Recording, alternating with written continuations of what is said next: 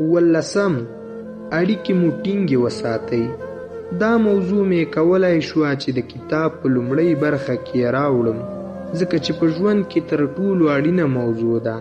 لږ تر لږه په 15% نیکمرغي او خوشحالي ستاسې په ژوند کې له نورو سره اړیکې دي، او په ډاډ سره چې په 15% ټول خفګان او ستونزې هم ستاسې په ژوند کې له نورو سره له اړیکو څخه وي. د اوږده عمر او د خوشحاله ژوند لپاره یو اساس او یوه کلي شته چې هغه له نورو سره اړیکه لرل دي.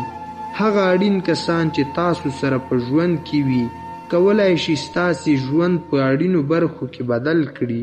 له نورو سره په مینه او ادب چلند وکړئ، لکه څرنګه یې چې خوښوئ چې نور هم له تاسې سره په هماغه ډول چلند وکړي. دا غوره قانون دی چې باید تاسې په ټولو اړیکو کې ترې ګټه واخلئ.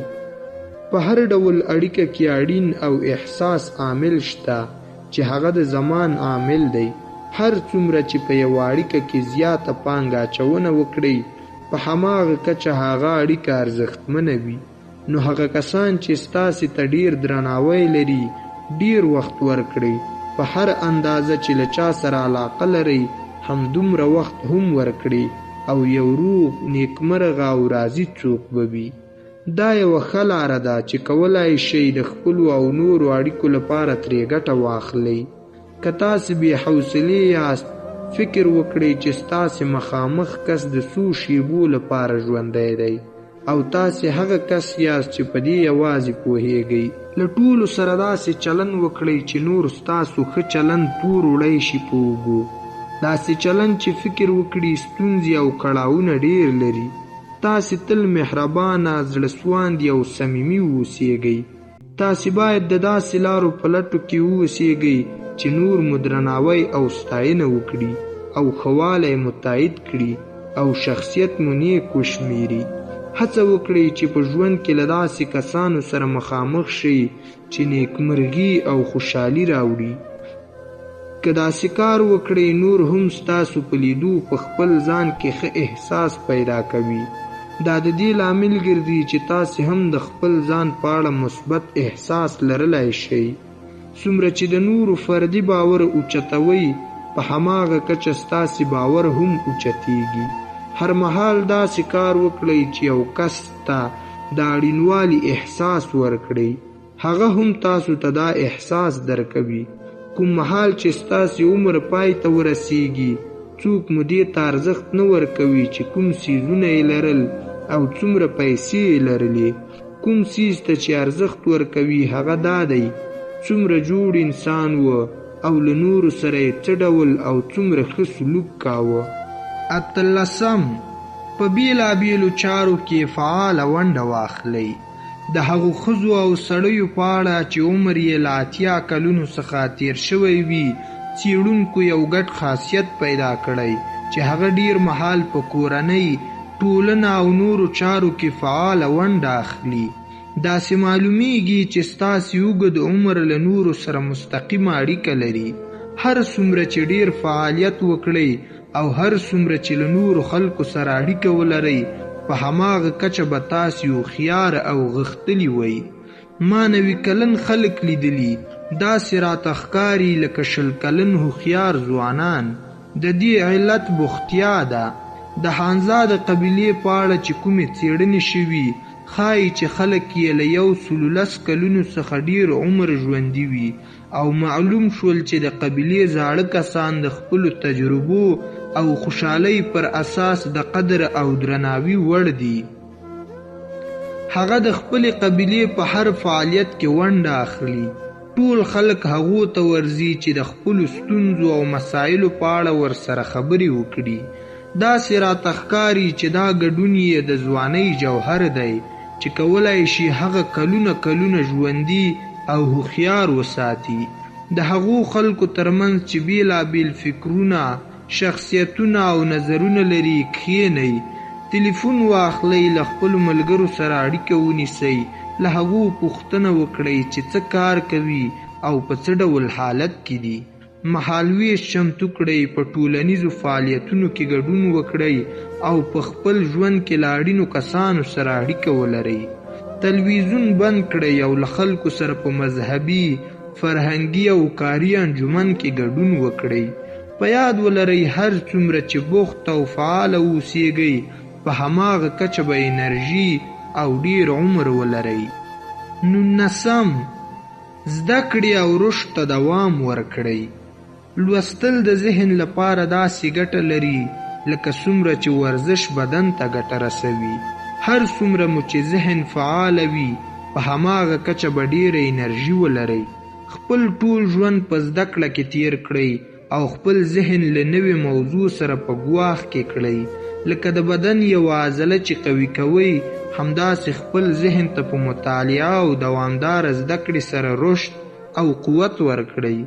داسې څیزونه هم شته چې په مکمله توګه مو ذهن له منځه وړي، لکه په ماشومتوب یا 20 کلنۍ کې د تلویزیون لیدل چې یو دا بې عقله کار او دلیل دی، او وروسته بیا څو لسیزې ورځې او څو ساعتونه دوامداره تلویزیون ګوري.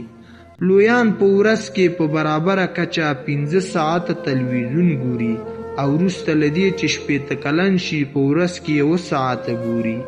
تلویزیون یو فعال او غیر فعال رسنۍ ده او دا هغه ژاولې یا ساجق ته ورته ده چې هیڅ خاصه ګټه ذهن ته نه لري او نه باید چې په ذهني فعالیتونو کې ورته ځای ورکړل شي.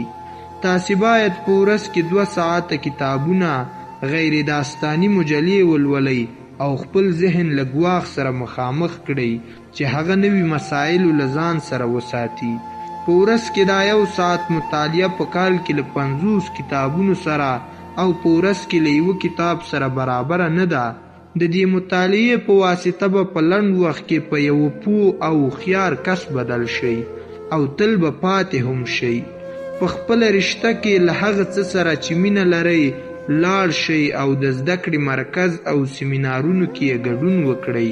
که په دې دوره کې ګډون کوئ مخ ته کښېنئ او باید له ځان سره یاداښت ولرئ. له ښوونکي سره خبرې وکړئ او پوښتنې ترې کوئ. خپل ځان له نورو خلکو سره معرفي کړئ او یو بل وپېژنئ. داسې هم کیدای شي چې تاسې په یو سیمینار کې ګډون وکړئ او ستاسې ژوند د یو نفر له تجربو څخه مکمل بدلون ومومي. په خپلو موټرو کې غږیزو ښوونیزو برنامو ته غوږ نیسئ. که چیرې تلویزیون د ژاولې سترګه ده نو راډیو هم د ژاولې غوږ دی. داسې خبرونو ته غوږ ونیسئ چې تاسې ته ګواښ شي او نوی نظر تاسې ته درکړي. هر کار چې کوئ هوښیار او تکړه اوسیږئ. ډېرې ښځې او سړي شته چې موټر چلوي غږیزو برنامو ته غوږ نیسي چې همدا کار د هغو ژوند بدلوي او له فقر څخه یې د شتمنۍ په لور بیایي.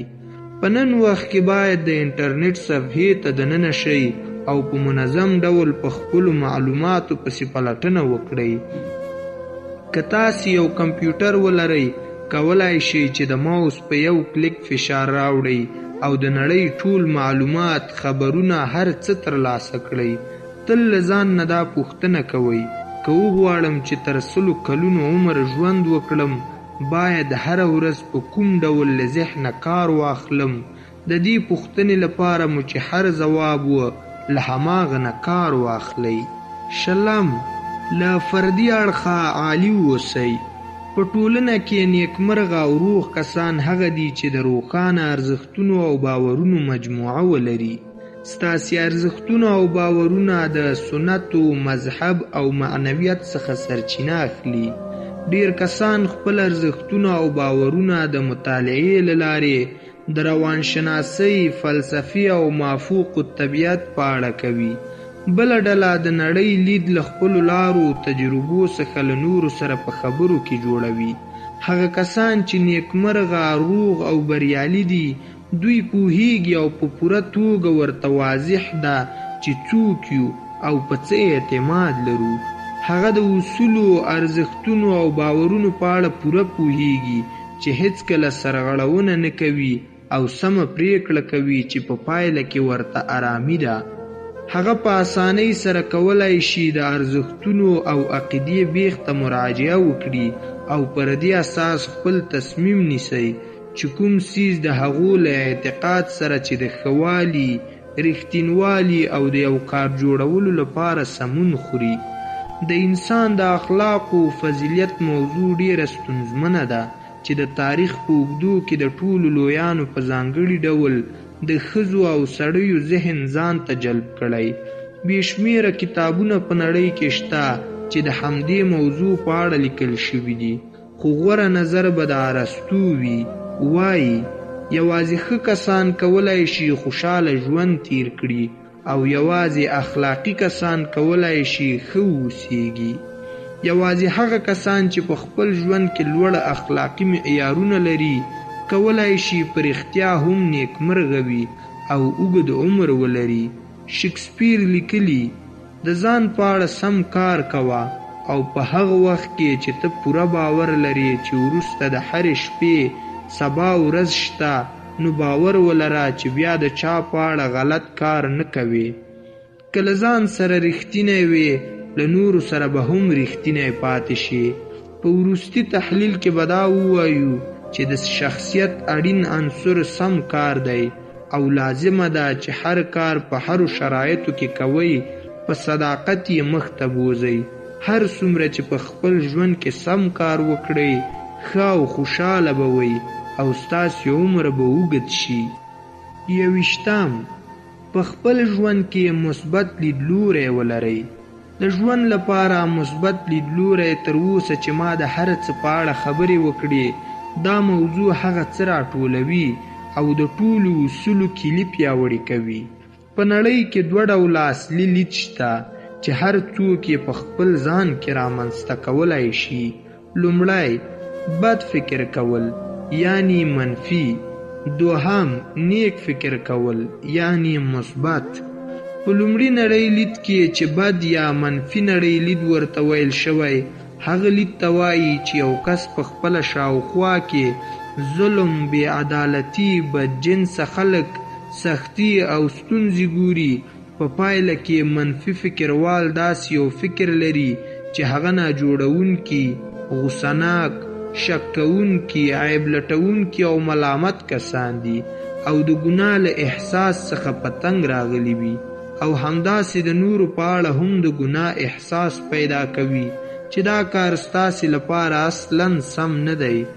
بل ډول نړۍ لید نیک یا مثبت نړۍ لید دی او دا لید د هغو کسانو لپاره دی چې باور لري دا نړۍ یوازې د ژوند کولو لپاره ده. دا کسمني چې تل ستونزې او کړاوونه شته خو بیا هم دا نړۍ د ژوند کولو لپاره غوره ده. د نیک فکروال په هر ډول شرایطو کې او د هر کس په اړه د یو مثبت ټکي په لټه کې وي. نیک فکره باور لري چې سبا به یو ښه ورځ وي او د ژوند تر ټولو اړینې پیښې او تجربې به په راتلونکي کې پیښیږي. مثبت فکر کوونکي تل د راتلونکي په اړه فکر کوي او موخه یوازې د راتلونکي په اړه وي نو نه د تیر مهال په اړه، او وایي څه چې کیږي ودې شي نشو کولای بدل یې کړو. هغه کسان چې د مثبت فکر څښتنان وي موخې او برنامې لري چې تل پر هغو باندې کار کوي. د مثبت فکر درېیمه لیوالتیا دا ده چې په تیزۍ سره د حل لارې په لټه کې وي، یعنی هره ورځ هغه ستونزې چې لري هڅه کوي هغه ته د حل لاره پیدا کړي. د دې پر ځای چې ووایي څه ستونزې دي دا څه کار وشو، د حل لاره یې لټوي او خبرې کوي چې وروسته له دې باید زه څه وکړم. په آخر کې دا نیک نړۍ لید کولی شي چې تاسې خوشحاله کړي او په یوه ژوندي او موخه لرونکي کس مو بدل کړي. هر سبا ته سترګې په لار وي او د خپلو ورځو په قدر پوهیږي. په ژوند کې له خلکو تمه لري چې هیڅ وخت ناکامي نه مومي. د فکر طرز مو دا تضمینوي چې یو اوږد له خوښیو ډک او برابر ژوند لرلی شئ. له کومو کسانو سره چې تاسې مینه لرئ هغه هم له تاسې سره مینه کوي او تاسې ته درناوی لري.